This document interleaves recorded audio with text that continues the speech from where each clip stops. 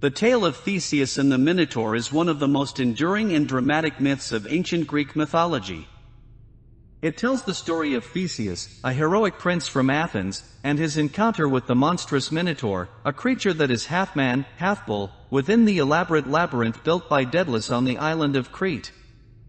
At its core, the myth is a tale of bravery, sacrifice, and the struggle to free a city from the grip of a tyrannical ruler.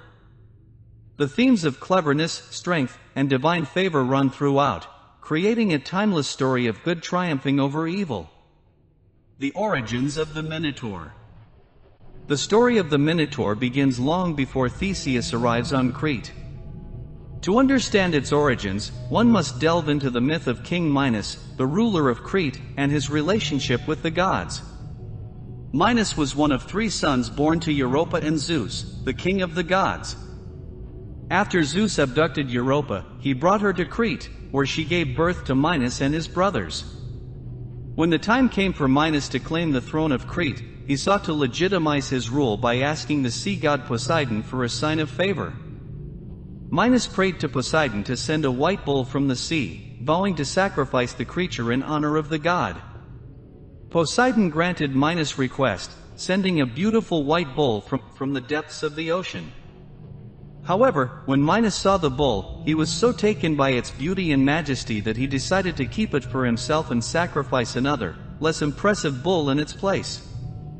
This act of defiance enraged Poseidon, who sought to punish Minos for his arrogance and greed.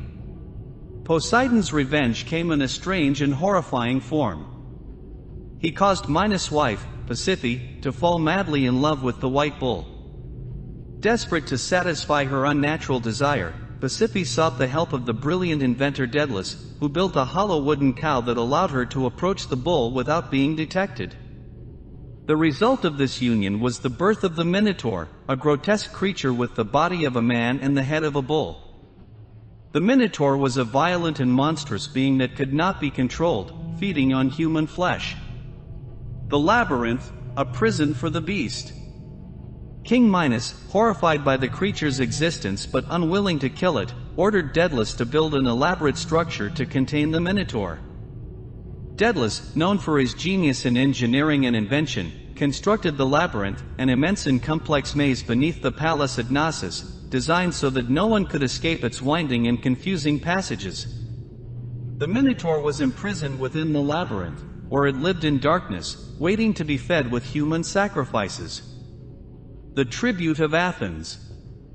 At this time, Athens was subject to Crete, paying a heavy tribute to King Minos after the Athenians were defeated in a war.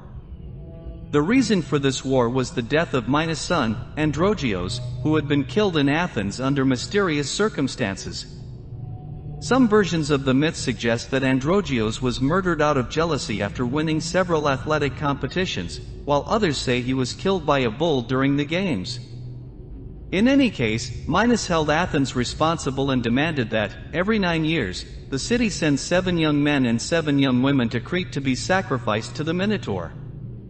The Athenians were devastated by this cruel demand, and the city was plunged into sorrow each time they had to select their youth for the sacrifice.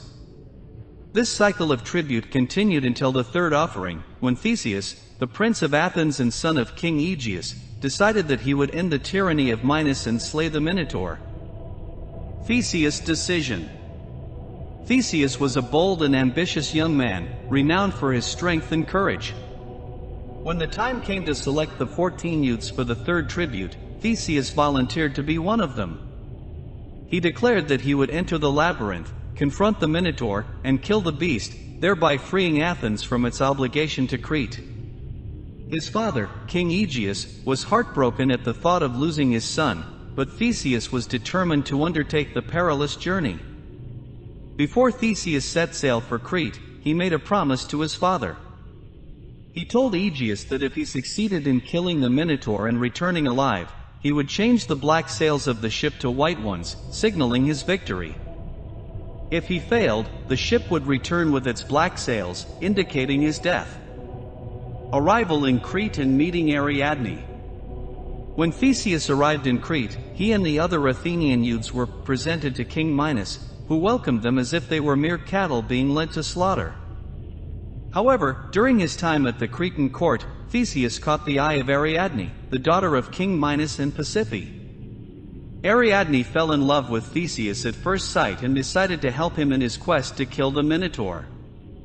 Ariadne approached Theseus in secret and offered him a way to escape the labyrinth once he had slain the beast. She gave him a ball of thread, instructing him to tie one end to the entrance of the labyrinth and unravel it as he moved through the maze.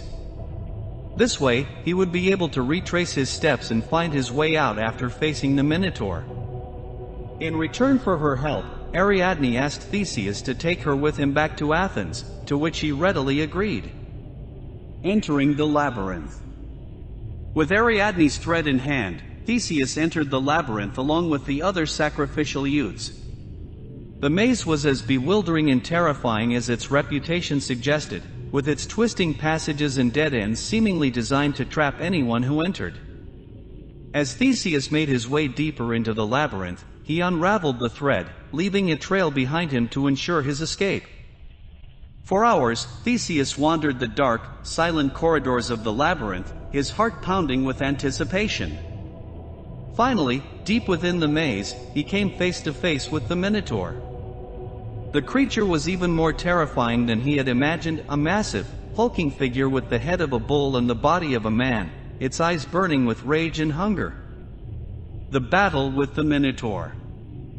Theseus and the Minotaur engaged in a fierce battle. Armed with only a sword, Theseus had to rely on his speed and agility to avoid the Minotaur's powerful attacks.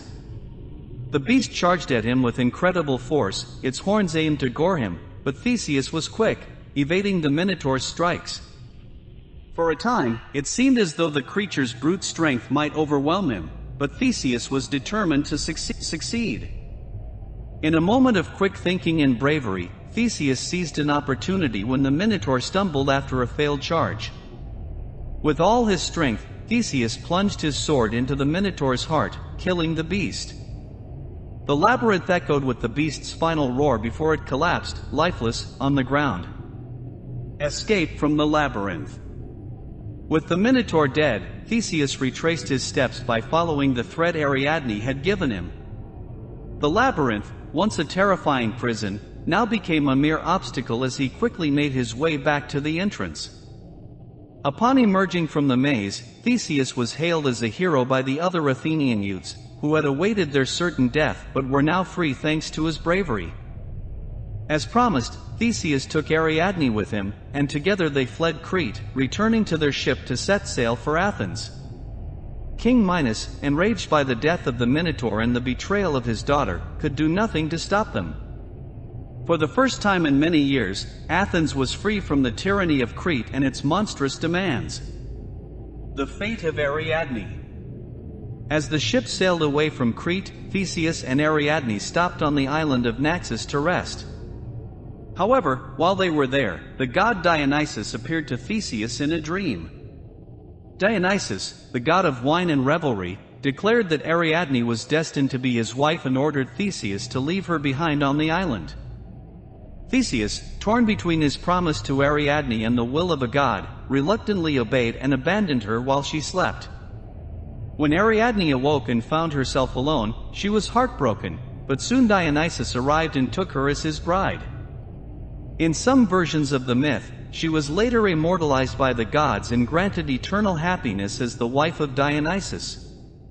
The return to Athens. Though Theseus had triumphed over the Minotaur and freed Athens, his story ends on a tragic note. As he sailed back to Athens, Theseus forgot to change the sails of his ship from black to white, as he had promised his father. When King Aegeus saw the ship approaching with its black sails, he believed that his son had died in Crete. Overcome with grief, Aegeus threw himself from a cliff into the sea, which was thereafter named the Aegean Sea in his memory. Theseus, now the king of Athens, ruled wisely and became one of the greatest heroes in Greek mythology. However, the death of his father cast a shadow over his victory, reminding him that even the greatest triumphs can be tinged with sorrow. The story of Theseus and the Minotaur is a classic tale of heroism, cleverness, and the triumph of good over evil. Theseus' victory over the beast not only freed Athens from a terrible curse but also solidified his place as one of the greatest heroes of Greek mythology. His journey through the labyrinth, aided by the ingenuity of Ariadne's thread, serves as a metaphor for the challenges we face in life and the strength required to overcome them. The myth also explores themes of sacrifice, loyalty, and the often tragic consequences of human actions, reminding us that even heroes are not immune to loss and heartbreak. Despite the complexities and sorrows within the story, Theseus' legacy as a hero endures, inspiring countless retellings and interpretations throughout the centuries.